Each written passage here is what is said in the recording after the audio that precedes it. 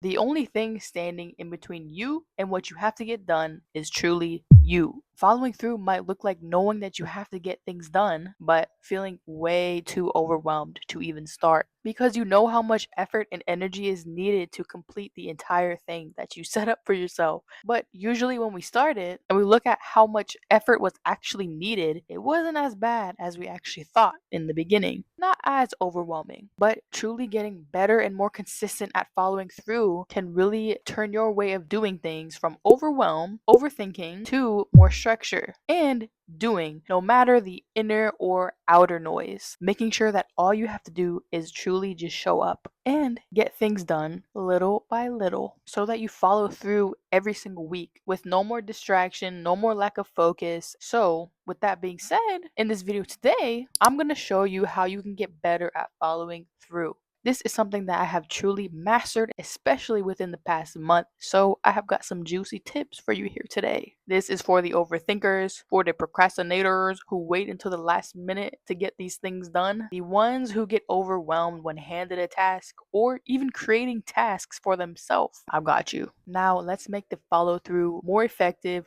and more easy and less overwhelming for you. Starting with chapter number 1, which is getting better at narrowing your focus. Honestly, I used to get so easily distracted anytime that I had to sit down for a work block that was hours at a freaking time until I started narrowing my focus and limit the distractions around me. But one of the easier ways to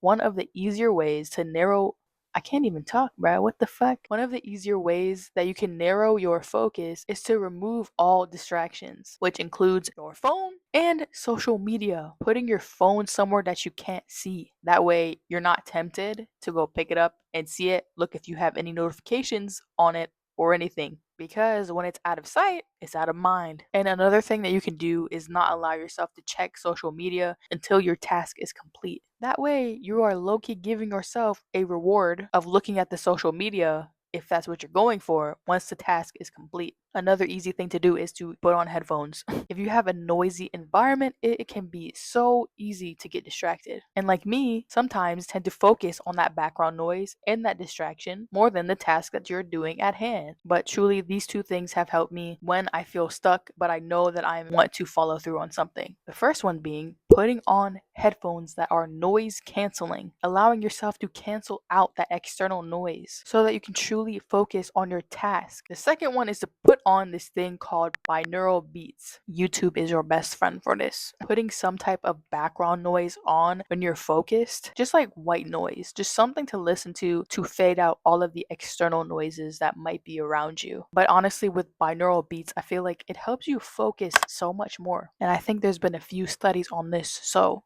you can check it out if you want. But sometimes, like instrumental noises, like jazz music, or just like study music that you see, lo fi beats. It really depends on your taste and really what type of music helps you stay focused. And if anything distracts you or doesn't work, just try something else. The goal here is to truly remove all distractions in your way and narrow your focus so that you can give the most input that you can with the task that you have for yourself, giving it more brain power than distraction and giving it way more of your energy. And in the second chapter, we will get deeper in this of how you can make these tasks smaller and less overwhelming, which is chapter 2, deconstructing your tasks. Honestly, I wish I would have followed through on this so much sooner because this is so important. It makes your follow through process so much easier and so much more simple with little bite sized pieces that you can take instead of looking at something and getting so overwhelmed at the task in of itself. When you give yourself a big task, something like posting one YouTube video this week, that can feel so overwhelming. A really big task because of what comes with posting the video. If you're a person who easily gets overwhelmed though, no wonder why this big task is so overwhelming. It's too big to tackle at once. We need to make it smaller and more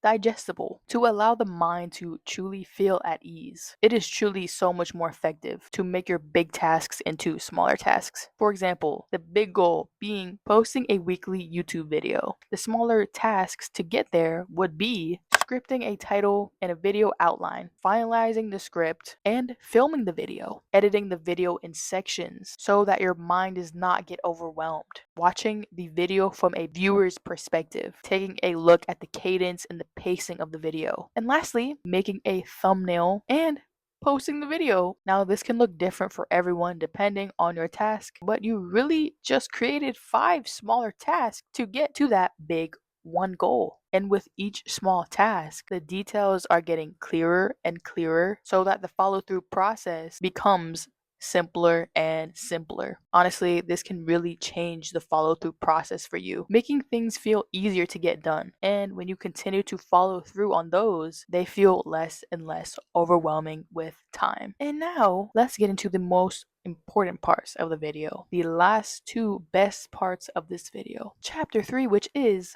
organization. If you don't use Notion yet, what are you doing?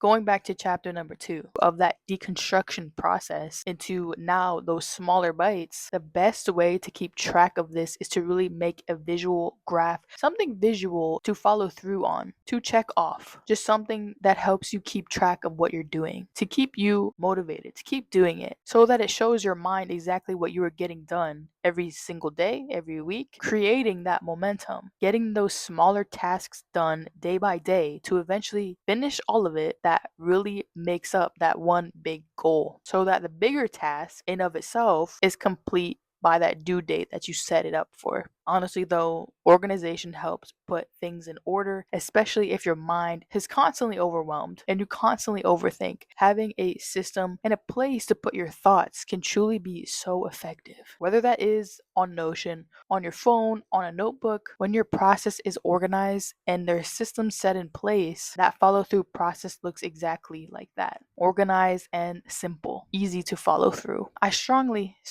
suggest organization, letting that process become more simpler by just keeping track of what you do and taking a look at it every day, seeing how far you've come and how much you have left to get to that task. And now on to the best chapter, which is chapter number 4, giving yourself space for leeway. Giving yourself room to make mistakes. Giving yourself room to be able to change your mind if you want to, if you have to. Not out of impulse, but out of truly listening to yourself and what you need in the moment. And honestly, this is truly the greatest gift that you could possibly give to yourself. If you keep a tight structure or a rigid structure with no wiggle room, you might be fighting yourself here. But when the circumstances allow it, give yourself space to come back with a more clearer mind. As long as you complete the task within the date range that you intended, you still win. You still completed it. And you still followed through at the end of the day. And that is a win, at least to me. You still got the thing done, the exact thing that you wanted to complete since the beginning. But the thing that could hold us back, especially